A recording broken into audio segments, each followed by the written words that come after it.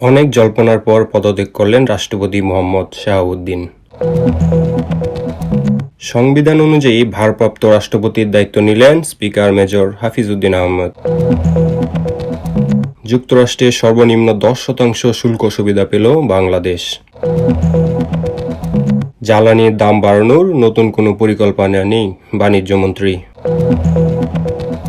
রোহিঙ্গা ক্যাম্পে যৌথ বাহিনীর অভিযানে মাদকসহ আটক 9।